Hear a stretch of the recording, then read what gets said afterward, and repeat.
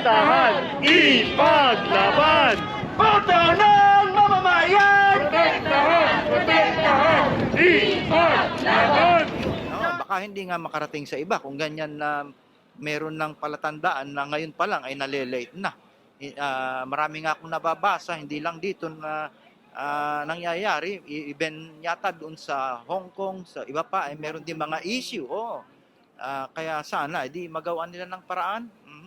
That really worries us voters. So I hope that something is going to be done about it, because we have to have a fair and honest election. And it's important that people's voices are being heard. Many concerns generally from the community. People are upset that it's already April 11. We are not yet able to vote. So we brought this letter, this petition to the Consul General to ask him to have a dialogue today. So that's why on the part of the consulate, we have made a commitment that we will ensure that everybody will be able to cast their vote within the prescribed period. So okay tayo dyan. Yeah. I hope you understand that the delays were not On your part, on yes, our part. that is understood. That, so. Okay, this morning before 9 a.m. We received the shipment of vote counting machines and ballots for the 22 elections, and we're in the process of sorting this out, and hopefully by tomorrow we would be able to start sending out ballots to our kababayan who are registered to vote. So medyo na-delay nga, and the COMELEC had said that logistical difficulties was the cause of the delay.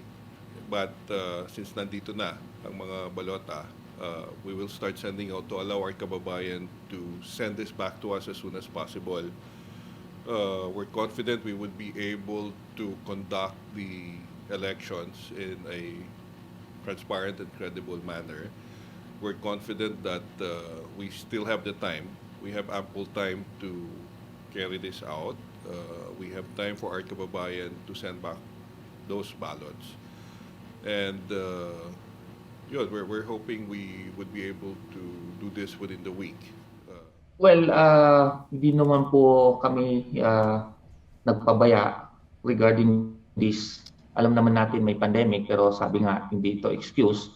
But anong magagawa namin? Yung mga suppliers namin, even the envelopes, even simple paper seal, delay din po sila, yung ating mga suppliers.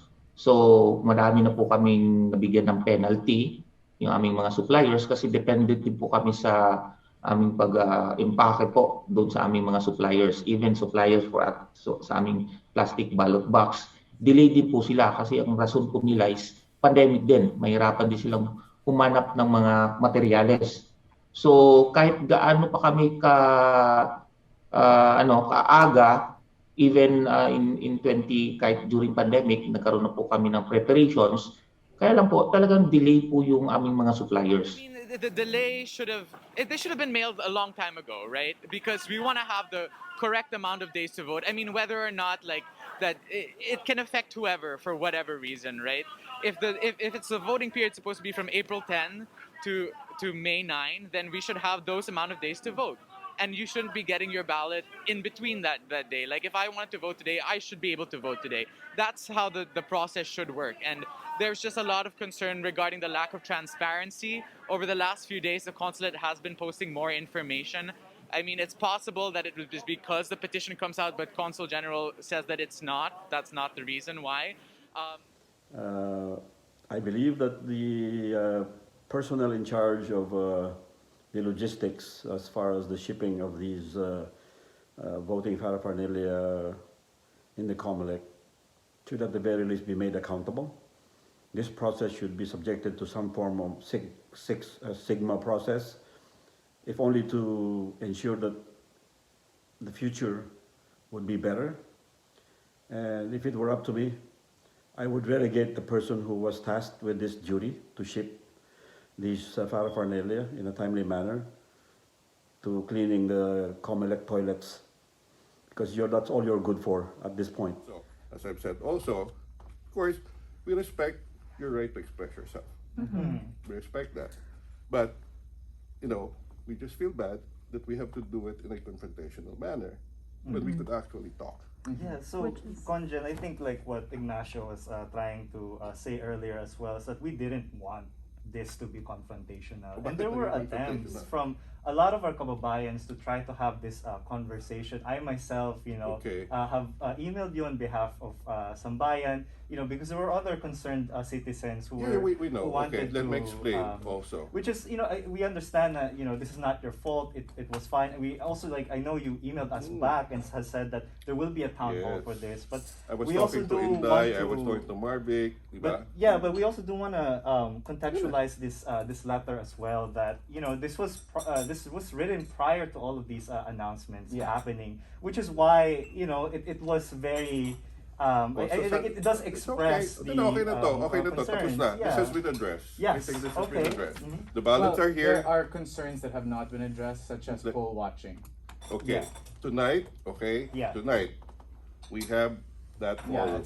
So please participate in that, and then we could ask COMELEC. COMELEC would be there. Yes. Okay. Remember, we're just deputized to work on this election. Okay. What we need is for everyone to work together. Yes. Okay? We need to work together. I think we want the same thing at the Good. end of the day. Okay. Okay tayo dyan. Yes. Diba? Yun rin naman yung gusto natin. Mag-usap-usap tayo. Lahat naman pwedeng daanan sa pag-uusap. Yes. Diba? Hindi na tayo kailangan mag-finger pointing and all. Everything could be clarified. We accepted the petition that they turned it over to me. And of course, we thank them for that. No, we understand their concern and the concern of other members of the community. And we've told them that we really have been engaged with the community. And sabi nga natin, we respect their position, although it does not really reflect the position, the sentiments of the entire Filipino community here, who have been working closely with us. So granted, he did give us a courtesy visit, and we're very much appreciative that he made time to speak with us about these concerns as we raised from the community.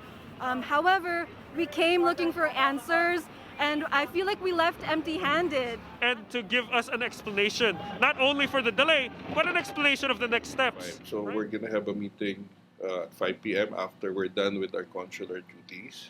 So pag-uusapan lahat kung paano natin maipapadala yung mga balota at the soonest possible time using the fastest available means. Of course, diba, we have to manage expectations then. What we have are more than 39,000 ballots. Diba? We have to sort them out. And then we have to check to make sure that what we said is correct. Diba? Of course, we don't have control over USPS. We have to anticipate that as well. There may be delays. There may be ballots that may not be delivered.